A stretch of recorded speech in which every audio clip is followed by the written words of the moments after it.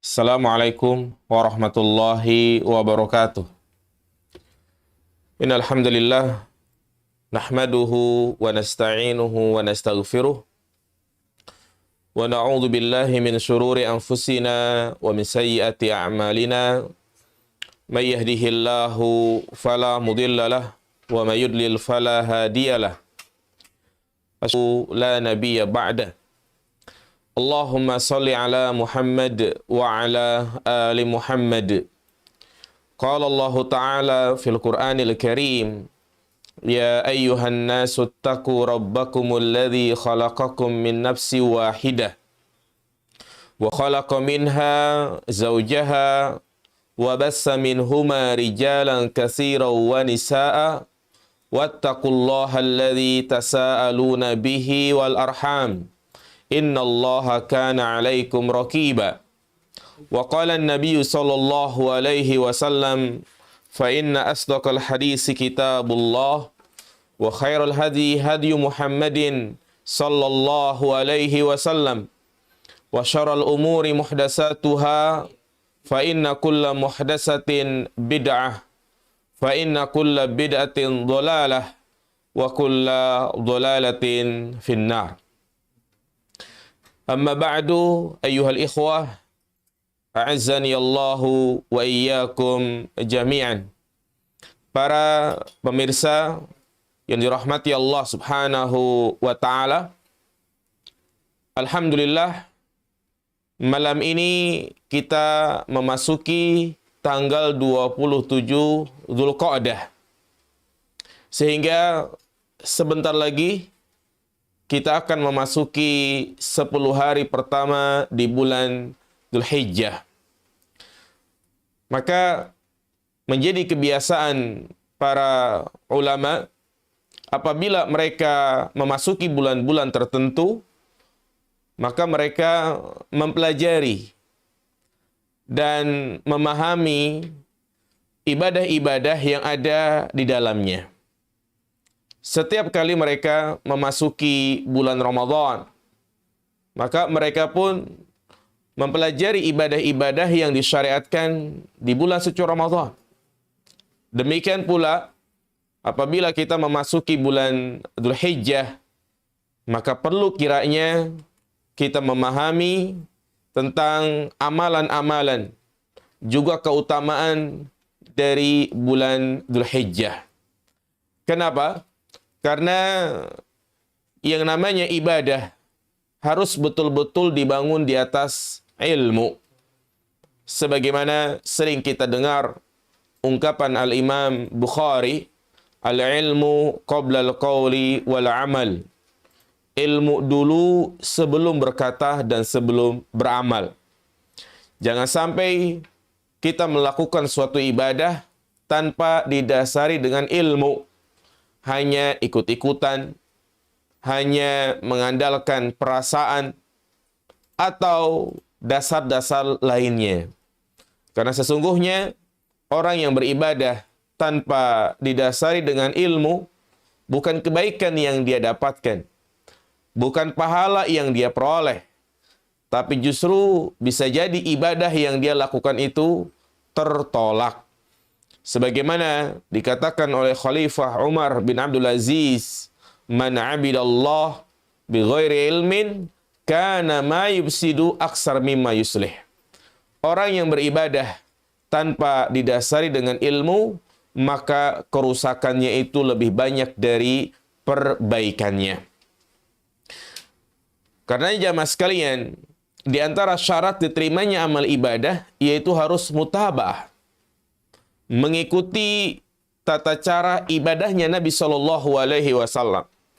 Dalam salat beliau menyampaikan, "Sallu kama ra'aitumuni usolli." Salatlah kalian sebagaimana kalian melihat aku salat. Dalam pelaksanaan haji, Nabi mengatakan, "Khudhu anni manasikakum." Ambillah oleh kalian tata cara manasik hajiku. Dan kita tidak bisa mengetahui dan memahami tata cara ibadahnya Nabi Shallallahu Alaihi Wasallam kecuali dengan belajar. Maka berangkat dari sini, pada kesempatan yang berbarokah ini, tepatnya tanggal 27 Dzulqa'dah, kita akan membahas dan mendalami tentang keutamaan, keistimewaan, dan juga amalan 10 hari pertama di bulan Dzulhijjah. Jamaah dirahmati Allah Subhanahu wa taala, ketahuilah bahwasanya Allah Subhanahu wa taala adalah satu-satunya zat yang berhak memuliakan sebagian makhluknya di atas sebagian yang lainnya. Di antara waktu yang sangat istimewa, hari-hari yang Allah muliakan, yaitu 10 hari pertama di bulan Dzulhijjah. Sebagaimana dikatakan oleh Al-Imam Ibnu Mubarak, bahwasanya dalam setahun ada 30 hari yang memiliki keistimewaan tersendiri, yaitu 10 hari pertama di bulan Dzulhijjah, 10 hari pertama di bulan Muharram, dan 10 hari terakhir di bulan suci Ramadan. Nah, apa keistimewaan 10 hari pertama di bulan Dzulhijjah dari hari-hari yang lain? Berikut kita sebutkan keutamaan-keutamaan fadail dari 10 hari pertama di bulan Dzulhijjah. Yang pertama, Allah Subhanahu wa taala bersumpah dengan 10 hari pertama di bulan Dzulhijjah. Allah berfirman, wal fajri walayalin ashar, demi fajar dan demi malam yang 10. Allah Subhanahu wa taala bersumpah dengan waktu fajar dan dengan malam yang 10. Apa ini maksud dengan malam yang 10? Terjadi pembicaraan di karangan para ulama ahlu tafsir. Ada yang menafsirkan bahwasanya 10 malam ini adalah 10 hari terakhir di bulan suci Ramadan. Dan ada pula yang menyebutkan yang dimaksud dengan malam yang 10 adalah 10 hari pertama di bulan Dzulhijjah. Sebagaimana ditegaskan oleh Al-Imam Ibnu Rajab dalam kitabnya Lataiful Ma'arif, bahwasanya yang dimaksud dengan malam yang 10 adalah 10 hari pertama di bulan Dzulhijjah. Berarti kalau Allah Subhanahu wa taala bersumpah dengan hari-hari tersebut, berarti hari-hari tersebut memiliki keistimewaan tersendiri. Karena tidaklah Allah Subhanahu wa taala bersumpah dengan makhluknya, melainkan untuk menunjukkan bahwasanya makhluk tersebut memiliki keistimewaan tersendiri. Allah bersumpah dengan waktu duha, Allah bersumpah dengan matahari, dengan bulan, dan juga waktu-waktu lainnya, menunjukkan waktu tersebut adalah waktu yang sangat istimewa. Keutamaan yang kedua, 10 hari pertama di bulan Dzulhijjah itu berada di Ashhurul Hurum, bulan yang haram, yaitu bulan yang Allah muliakan. Karena di dalam setahun ada 4 bulan yang mulia. Sebagaimana Allah sebutkan dalam surat At-Taubah ayat 36, inna iddatas syuhuri indallah isna asyara syahran fi kitabillah yauma khalaqas samawati wal ard minha arba'atu hurum dzalika dinul qayyim fala tazlimu fihinna anfusakum. Sesungguhnya bilangan bulan di sisi Allah ada 12 bulan semenjak diciptakannya langit dan bumi. Dan di antara 12 bulan ini ada 4 bulan yang haram, 4 bulan yang mulia. Itulah agama kalian yang lurus, maka janganlah kalian menzalimi diri kalian pada bulan-bulan tersebut. Apa saja 4 bulan yang haram ini?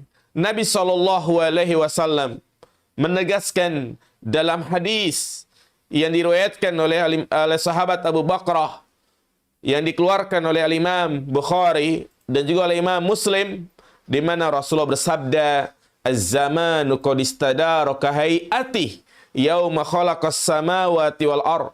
As-sanatu isna asyara syahran minha arba'atu hurum, salasatun mutawaliyat, Dzulqa'dah wa Dzulhijjah wal Muharram."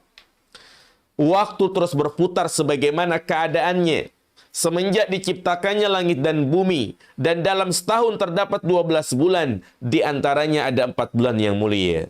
3 berturut-turut, yaitu Dzulqa'dah, Dzulhijjah, Muharram, dan yang keempat adalah bulan Rajab yang terletak antara bulan Jumada Tsani dan bulan Sya'ban.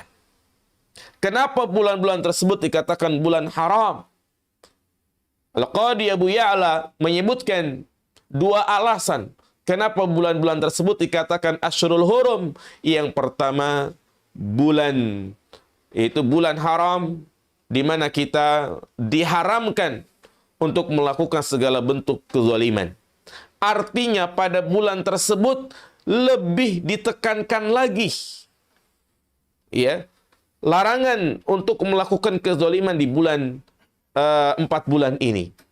Allah Subhanahu wa Ta'ala melarang kita melakukan segala bentuk kezaliman. Allah Subhanahu wa Ta'ala melarang kita melakukan kezaliman dimanapun dan kapanpun. Dan lebih ditekankan lagi di bulan-bulan ini, karena Allah katakan, "Fala tazlimu fihinna anfusakum." Janganlah kalian menzalimi diri kalian pada bulan tersebut. Maka siapa saja yang melakukan kezaliman pada bulan itu, pada bulan-bulan haram, maka dosanya dilipat gandakan. Sebaliknya mereka yang melakukan amal kebaikan di dalamnya, maka Allah juga akan lipat gandakan. Iya. Dan juga bulan tersebut dikatakan Asyhurul Hurum, karena pada bulan-bulan ini kita diharamkan melakukan pembunuhan. Dan memang di zaman jahiliyah, bulan-bulan tersebut adalah bulan di mana mereka melakukan gencatan senjata. Mereka menahan diri dari melakukan peperangan. Juga di antara keistimewaan 10 hari pertama di bulan Dzulhijjah, ia merupakan bulan atau hari-hari di mana Allah Subhanahu wa Ta'ala memberikan satu nikmat yang Allah tidak memberikan nikmat ini kepada umat-umat sebelumnya. Nikmat apakah itu jamaah sekalian? Yaitu nikmat di mana Allah Subhanahu wa Ta'ala menyempurnakan agama Islam. Nikmat yang harus betul-betul kita syukuri, di mana Islam adalah agama yang sempurna, sehingga tidak perlu yang namanya penambahan, pengurangan, perubahan. Artinya kita mencukupkan dengan apa yang ada di dalam Islam. Sehingga kita tidak boleh berinovasi, tidak boleh berkreasi dalam beragama. Inilah nikmat yang sangat besar. Dan Allah turunkan nikmat ini, yaitu disempurnakannya agama Islam, tepatnya pada tanggal 9 Arafah, di bulan Dzulhijjah, yaitu di 10 hari pertama di bulan Dzulhijjah. Sebagaimana dikatakan oleh Umar bin Khattab radhiyallahu ta'ala an, anna rajulan minal Yahud qala lahu, bahwasanya seseorang dari Yahudi berkata kepadanya, "Ya Amiral Mu'minin, ayatun fi kitabikum taqra'unaha law alaina ma'syarul yahud nazalat latakhadna dzalikal yaumi 'ida." Wahai Amirul Mukminin, ada satu ayat di dalam kitab kalian, ini kata orang-orang Yahudi, yang mana apabila ayat tersebut turun kepada kami, kepada orang-orang Yahudi, maka akan kami jadikan ayat tersebut hari tersebut sebagai hari raya. Kemudian Umar bertanya, "Ayu ayah? Ayat apakah itu?" Kemudian mereka menjawab, "Al-yauma akmaltu lakum dinakum wa atmamtu alaikum ni'mati wa raditu lakumul Islam madina." Umar pun mengatakan, "Qad arafna dzalikal yaum wal makan alladhi nuzilat fihi 'ala nabi sallallahu alaihi wasallam wa huwa qa'imun bi Arafah yaumul jum'ah." Sungguh kami mengetahui hari dan tempat yang mana ayat tersebut diturunkan kepada Nabi kita Muhammad sallallahu alaihi wasallam, yang saat itu Rasulullah sedang berdiri di Arafah, tepatnya pada hari Arafah, yaitu tanggal 9 Dzulhijjah. Ini keutamaan yang berapa? Keutamaan yang ketiga. Juga di antara keistimewaan 10 hari pertama di bulan Dzulhijjah, yang insya Allah sebentar lagi kita akan memasukinya, melakukan amalan di hari-hari tersebut, maka sama saja melakukan amalan yang paling dicintai oleh Allah Subhanahu wa Ta'ala. Sehingga melakukan amalan apa saja di hari-hari tersebut, baik di malamnya maupun di siang harinya, Allah akan lipat gandakan.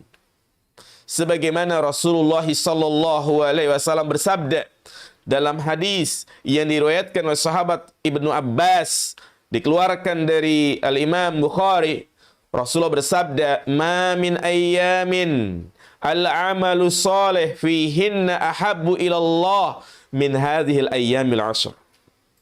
Tidak ada hari-hari yang amalan soleh itu lebih dicintai oleh Allah Subhanahu wa Ta'ala daripada amal soleh yang dikerjakan pada 10 hari.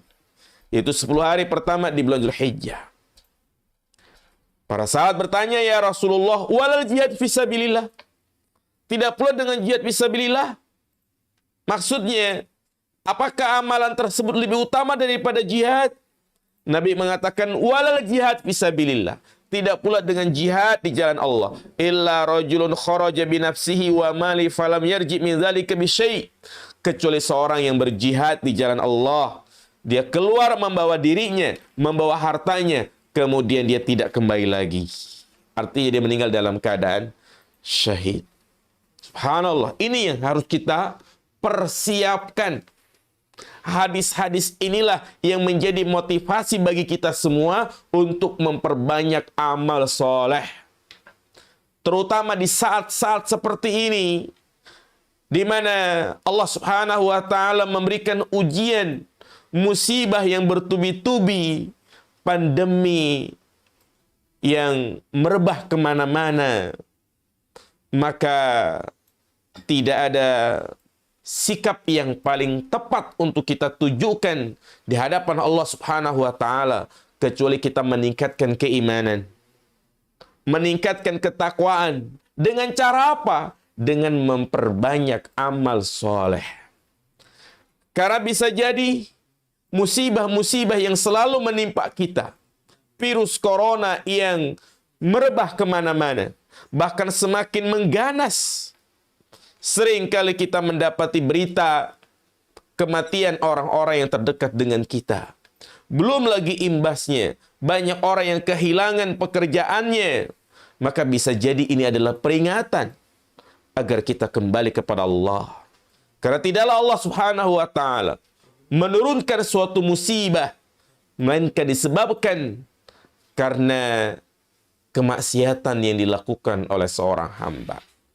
Berbeda kalau hamba tersebut bertakwa, maka Allah Subhanahu wa Ta'ala akan membuka pintu keberkahan baik dari langit maupun dari bumi. Walau anna ahlal qura amanu wattaqau lafatahna alaihim barakatim minas sama'i wal ardh. Seandainya penduduk kaum mereka beriman dan bertakwa, maka Allah Subhanahu wa Ta'ala akan membukakan keberkahan, membukakan pintu langit, Allah turunkan keberkahan. Maka sebaliknya, apabila penduduk bumi bermaksiat kepada Allah, berbuat curang, melakukan tindakan-tindakan yang membuat Allah Subhanahu wa Ta'ala murka, maka ini menjadi sebab musibah terus datang silih berganti. Maka dari situ jamaah sekalian, mumpung kita lebih banyak di rumah, maka perbanyaklah amal soleh, terutama di 10 hari pertama di bulan Dzulhijjah. Di hari-hari yang lain, Allah Subhanahu wa Ta'ala selalu melipat gandakan segala bentuk kebaikan. Seperti misalnya Allah Subhanahu wa Ta'ala menyebutkan dalam surat An-Nisa ayat 40. Innallaha la yuzlimu misqala dzarratin wa in taku hasanah yudha'ifha wa yu'ti min ladunhu ajran 'azima. Sesungguhnya Allah Subhanahu wa Ta'ala tidak akan menzalimi hambanya walaupun hanya sedikit.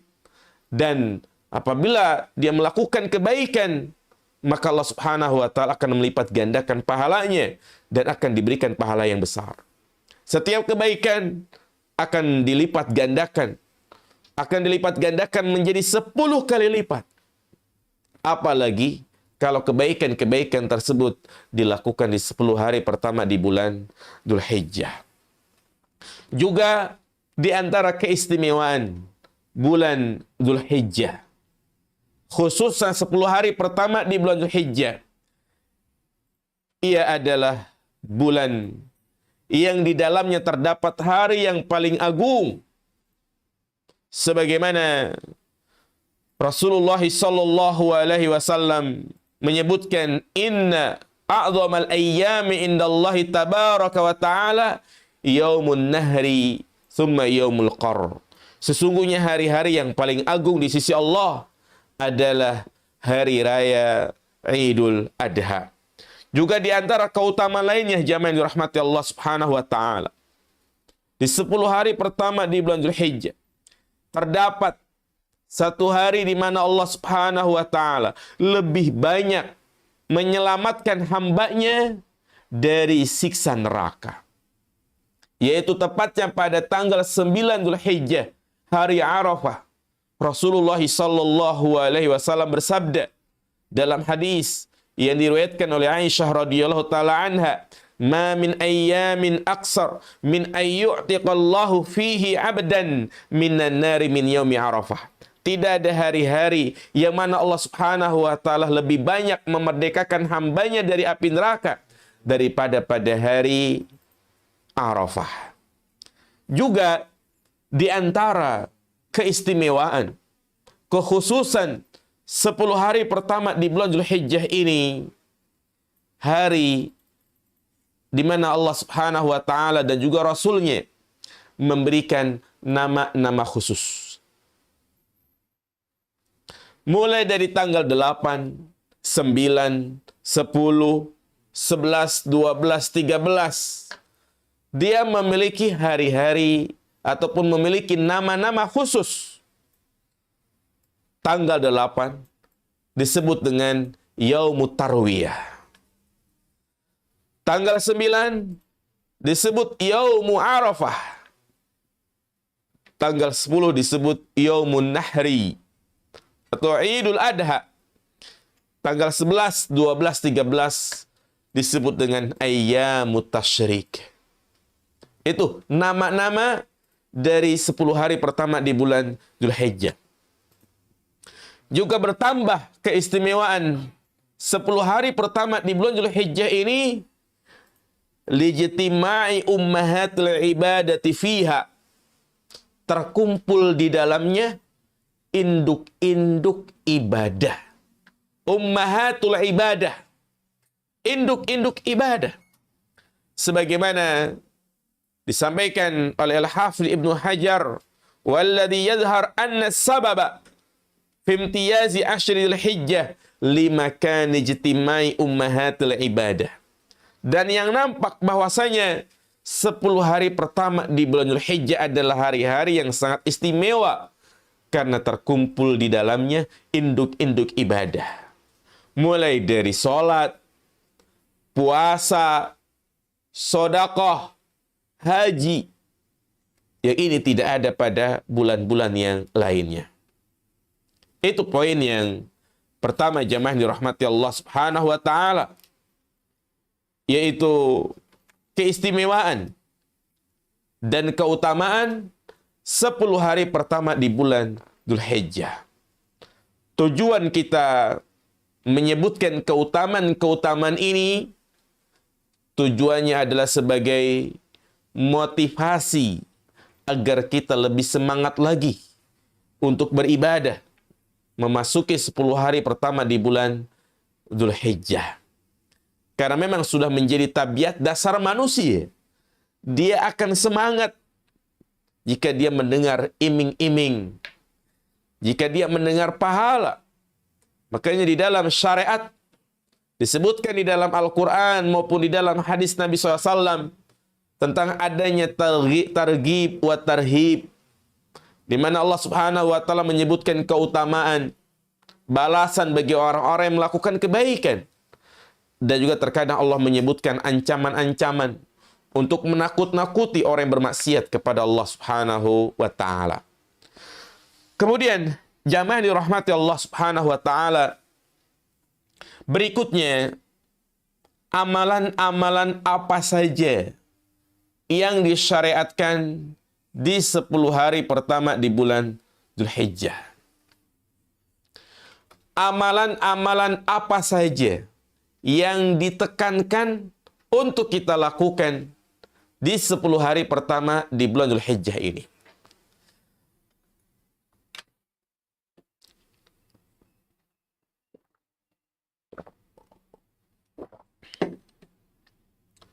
Tentunya jamaah dirahmati Allah Subhanahu wa taala, berbicara tentang amal soleh itu cakupannya sangat luas. Berbicara tentang ibadah, cakupannya tiada batas. Karena memang kita diciptakan oleh Allah Subhanahu wa taala untuk selalu beribadah kepadanya. Wa ma khalaqtul jinna wal insa illa liya'budun. Tidaklah aku ciptakan jin dan manusia melainkan untuk beribadah kepadaku, kata Allah. Sehingga setiap detik, setiap menit, setiap saat, jangan sampai kita itu terputus dari beribadah kepada Allah. Makanya Allah Subhanahu wa taala menjadikan sholat 5 waktu tidak sekaligus, tidak langsung dilaksanakan 17 rakaat. Tetapi Allah jadikan sholat 5 waktu itu memiliki waktu yang terpisah-pisah. Ada maghrib, ada isya, ada subuh, ada zuhur, asar, dengan waktu yang berbeda-beda. Tujuannya apa? Agar manusia tidak terputus dalam beribadah kepada Allah Subhanahu wa taala. Ketika dia lupa, Allah ingatkan kembali melalui panggilan azan sehingga hatinya tergerak untuk mengingat Allah Subhanahu wa taala. Nah, yang menjadi pembicaraan kita, amalan-amalan atau ibadah-ibadah apa saja yang ditekankan di 10 hari pertama di bulan Dzulhijjah ini. Sehingga kita boleh mengkhususkan ibadah ini di hari-hari tersebut. Di antaranya yang pertama, kita disunahkan untuk memperbanyak puasa. Disunahkan untuk berpuasa dari tanggal 1 Dzulhijjah sampai tanggal 9. Nah, sebagaimana hadis dari Ummul Mukminin Hafsah bint Umar pada tanggal 10 Muharram yang disebut dengan puasa Yaum Asyura dan 9 hari pertama di bulan Dzulhijjah.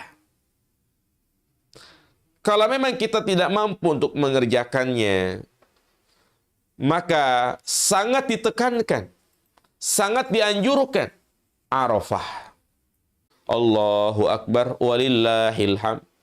Nah, kemudian juga di antara amalan yang ditekankan pada 10 hari pertama di bulan Dzulhijjah adalah salat Idul Adha.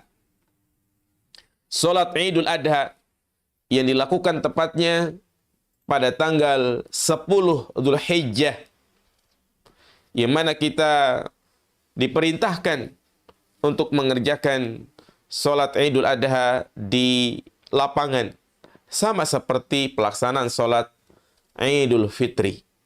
Namun bedanya pada salat Idul Fitri dengan salat Idul Adha dikerjakan untuk disegerakan. Karena setelah itu kita akan melaksanakan ibadah kurban. Dan disunahkan untuk dikerjakan di lapangan, bukan di masjid. Nah, kemudian juga di antara ibadah yang sangat ditekankan di 10 hari pertama di bulan Dzulhijjah adalah ibadah kurban. Menyisihkan harta kita untuk membeli hewan kurban semampunya. Kalau dia mampu untuk membeli seekor kambing, maka dipersilahkan. Atau dia ingin patungan sapi, silahkan. Atau langsung beli 1 ekor sapi, juga silahkan. Yang mana kurban adalah menjadi bukti benarnya keimanan seseorang kepada Allah Subhanahu wa taala. Dan kurban bagian dari sedekah. Dan sedekah, kata Nabi, as-sadaqatu burhanun.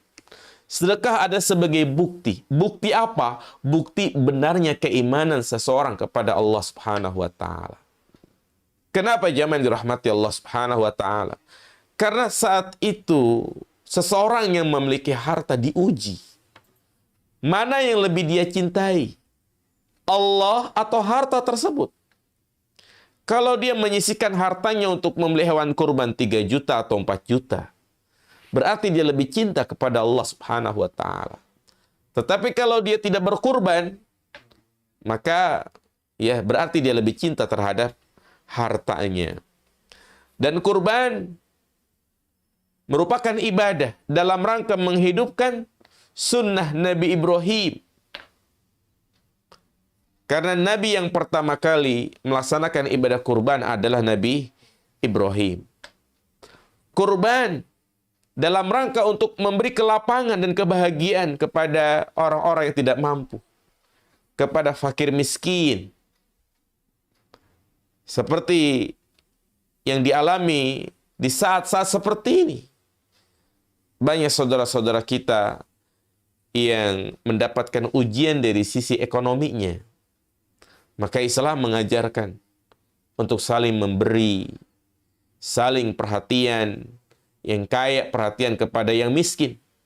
Yang kaya jangan sampai dia memperkaya diri, menutup mata dari saudara-saudaranya yang membutuhkan uluran tangan.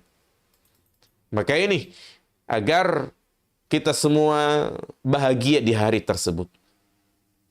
Karena di antara tanda benarnya keimanan seseorang, di mana ia berbahagia ketika saudaranya pun berbahagia.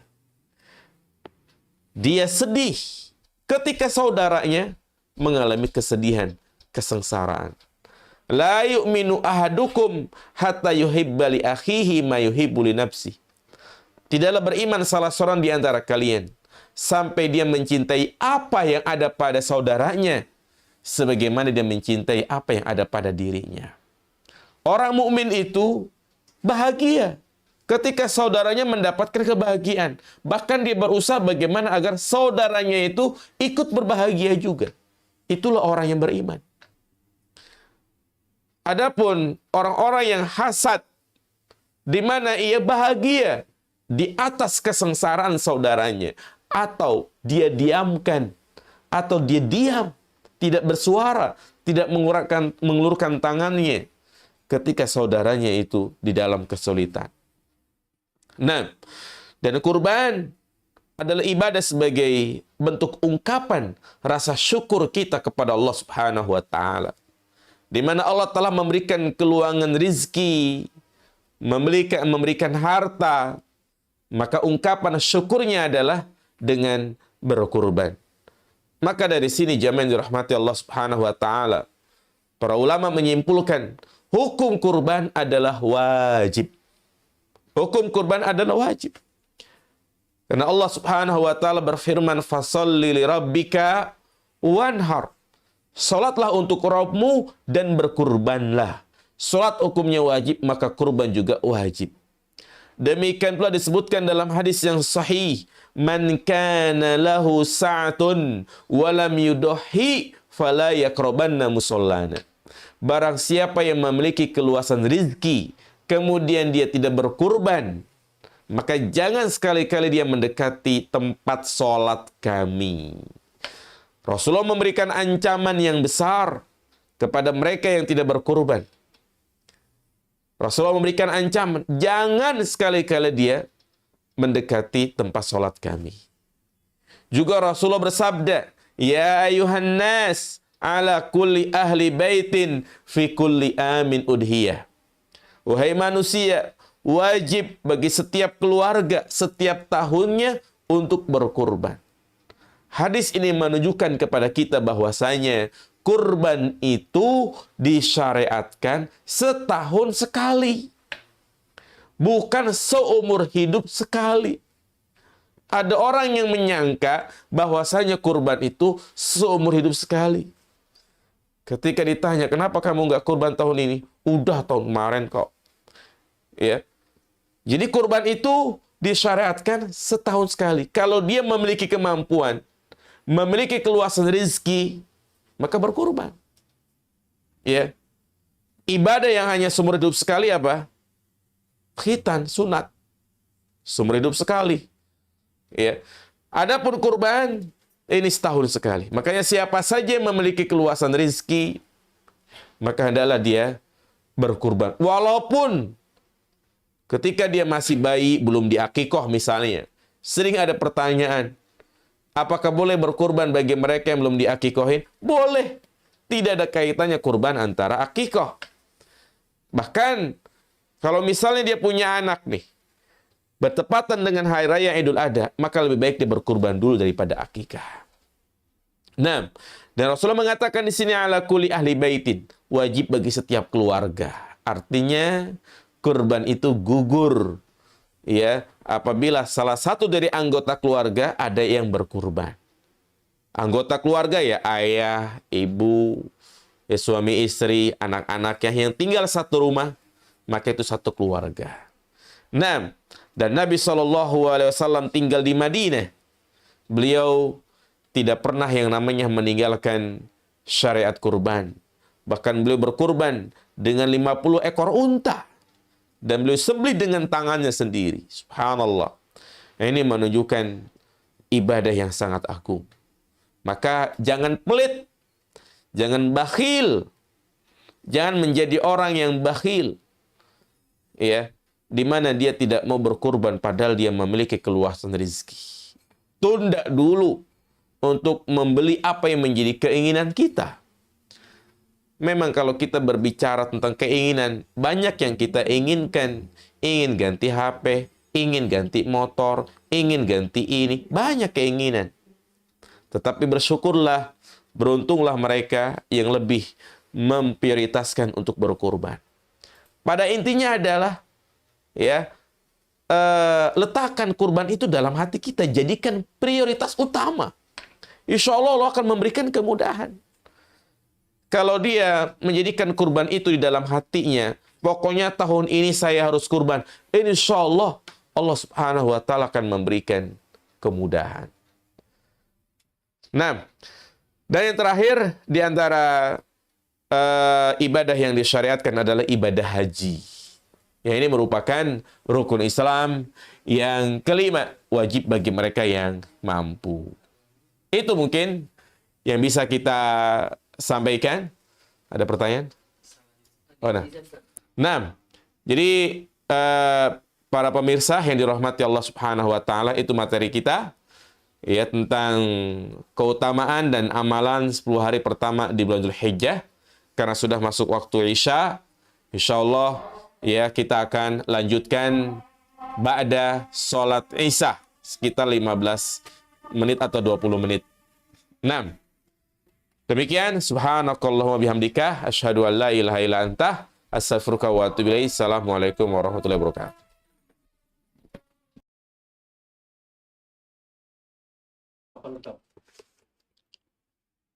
Assalamualaikum warahmatullahi wabarakatuh. Alhamdulillah wassalatu wassalamu ala Rasulillah wa ala alihi wa sahbihi wa mawallah.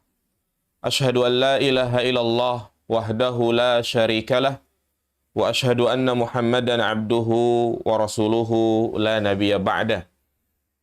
Ayyuhal ikhwah rahimani wa rahimakumullah.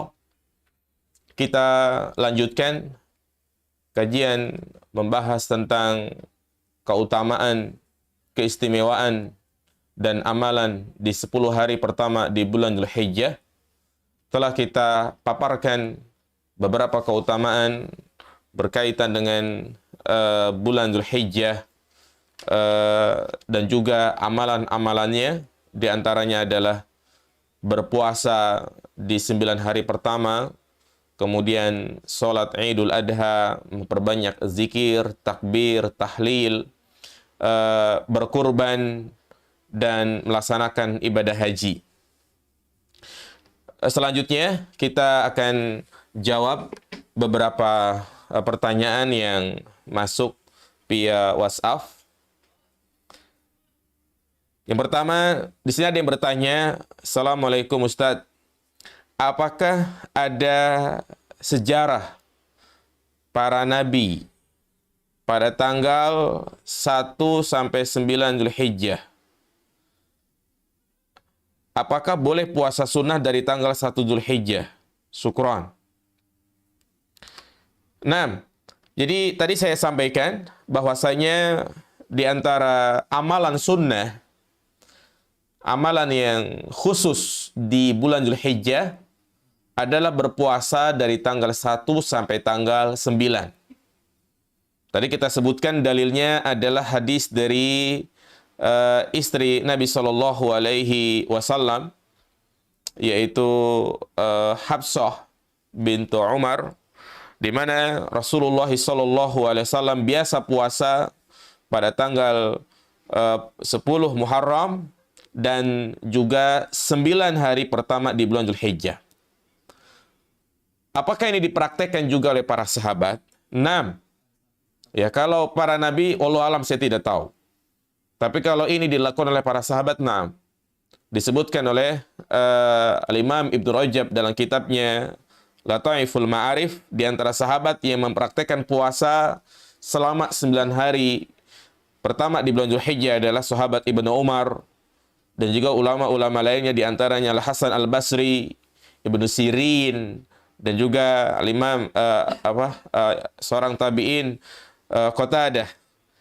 Ya, dan ini juga mayoritas ulama yang lainnya. 6.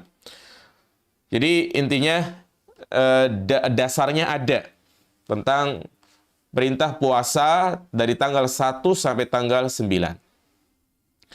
Kemudian yang kedua, Ustadz, Ana mau tanya, untuk amalan saum, apakah dari tanggal 1 sampai tanggal 9, atau cukup tanggal 9 saja?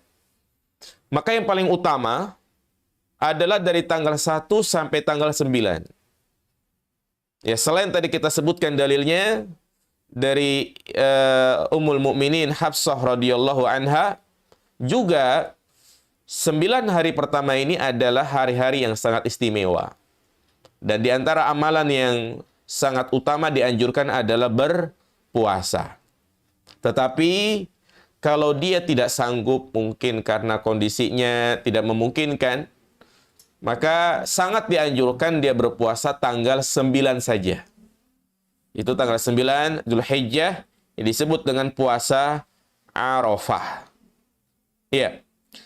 Kemudian pertanyaan yang ketiga, apa hukum berkurban dengan uang pinjaman?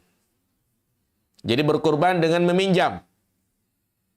Boleh atau tidak? Jawabannya dirinci. Yang pertama, jika memang dia mampu untuk melunasinya di kemudian hari, maka silahkan boleh. Boleh. Misalnya sekarang kan Idul Adha jatuh pada tanggal 20 Juli. Tanggal 20 Juli masuk tanggal tua. Belum gajian. Dia baru gajian tanggal 1 Agustus misalnya. Iya. Maka boleh dia pinjam dulu untuk berkurban dan gantinya nanti tanggal 1 Agustus. Dengan catatan dia mampu untuk melunasinya. Tapi kalau dia tidak mampu untuk melunasinya, bahkan dia sendiri banyak hutang, maka jangan dipaksakan. Tidak boleh, dahulukan hutang. Nah, jadi hukumnya boleh berkurban dengan uang pinjaman. Dengan catatan pinjamannya itu tanpa ada unsur riba. Tapi kalau ada pinjaman dengan unsur riba, adanya tambahan, maka ini hukumnya haram. Yang hukum asalnya ibadah menjadi haram. 6. Assalamualaikum Ustaz, apakah ada sunnahnya zikir bertakbir setelah sholat wajib di 10 hari bulan Dzulhijjah? 6. Ini diistilahkan dengan takbir muqayyad. Jadi perhatikan, takbiran pada hari raya Idul Adha itu ada dua macam. Ada takbir mutlak, ada takbir muqayyad. Takbir mutlak yang tadi kita sebutkan dari tanggal 1 sampai tanggal 13 Zulhijjah itu boleh kita takbiran kapan saja dan di mana saja. Yang kedua adalah takbir muqayyad. Itu takbiran yang disunahkan hanya dibaca ba'da sholat. Ba'da sholat wajib. Disebut namanya takbir muqayyad. Kapan kita memulai membaca takbir muqayyad? Yaitu takbiran setelah sholat fardu, kita mulai dari tanggal 9. Ba'da subuh, 9 Arafah tuh, ba'da subuh sampai tanggal 13 Dzulhijjah. Jadi tanggal 9 sampai tanggal 13, kita disunahkan untuk takbiran ba'da sholat. 6. Izin bertanya Pak Ustadz, bagaimana jatah daging untuk berkurban? Nah, berkaitan dengan masalah pembagian hewan kurban, ya, maka telah dijelaskan oleh Nabi Shallallahu Alaihi Wasallam. Yang pertama, daging kurban itu boleh dimakan oleh sahibul kurban. Jadi anggapan sahibul kurban nggak boleh makan ini tidak benar. Justru disunahkan bagi sahibul kurban yang berkurban untuk memakan daging kurbannya itu. Berapa? Ya maksimal sepertiganya. Ya sepertiganya. Sebagaimana disebutkan dalam surat Al-Hajj ayat 36, fakulu minha wa at'imul qani wal mu'tar. Ya. Fakulu minha, Allah katakan makanlah dari sembelihan kurban tersebut. Jadi baik sahibul kurban maupun keluarganya boleh memakan. Kemudian dibagikan kepada fakir miskin. Wa at'imul qani wal mu'ta, bila orang-orang yang meminta-minta. Fakir miskin. Ya, kulu waddakhiru wa tasaddaqu, sedekahkanlah kepada fakir miskin. Kemudian juga boleh dihadiahkan kepada kaum muslimin, baik yang kaya maupun yang miskin. Kulu wa at'imu. Ya, jadi sekali lagi pembagian daging kurban itu tidak hanya khusus kepada fakir miskin, tapi boleh juga dimakan oleh sahibul kurban, bahkan ini sunnah, juga boleh diberikan kepada orang kaya. Tetapi yang lebih kita kedepankan adalah fakir miskin. 6. Ustadz, akikah hukumnya wajib untuk orang tua. Bagaimana hukumnya jika akikah anak kita, orang tua atau mertua yang bayarin? Ya, pada dasarnya akikah itu disyariatkan bagi orang tua. Ditekankan bagi orang tua yang memiliki kemampuan. Pertanyaannya bagaimana kalau misalnya kita punya anak nih. Ternyata mertua kita pengen biayain akikohnya. Boleh atau tidak? Boleh. Tidak masalah. Ya, jadi gugur bagi kita sebagai orang tua untuk mengakikohi anak kita dan mertua kita mendapatkan pahala sedekah. 6. Jadi itu beberapa pertanyaan yang... Oh, ini ada pertanyaan lagi.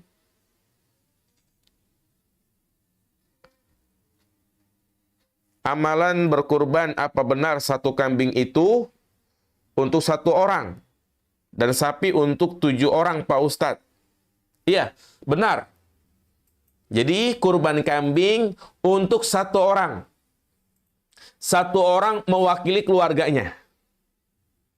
Jadi misalnya nih, dalam satu keluarga ada ayah, ibu, 3 orang anak. maka salah satu dari 5 orang ini boleh berkurban dan sudah gugur semuanya. Sebagaimana hadis tadi dikatakan, ya ayuhan nas ala kulli ahli baitin, wajib bagi setiap keluarga untuk berkurban. Terserah mau berkurban dengan 1 ekor kambing atau patungan sapi. Dan tentunya yang paling utama, berkurban dengan 1 ekor kambing itu lebih utama daripada patungan sapi. Iya. Karena yang menjadi kebiasaan Nabi SAW adalah berkurban dengan 1 ekor. Kemudian yang kedua, apakah boleh kambing itu patungan? Nggak boleh. Jadi nggak boleh patungan kambing. Makanya salah di sekolah-sekolah kadang ada wali kelas meminta murid-muridnya untuk patungan, beli kambing 30 orang, masing-masing 100.000. Ini nggak ada.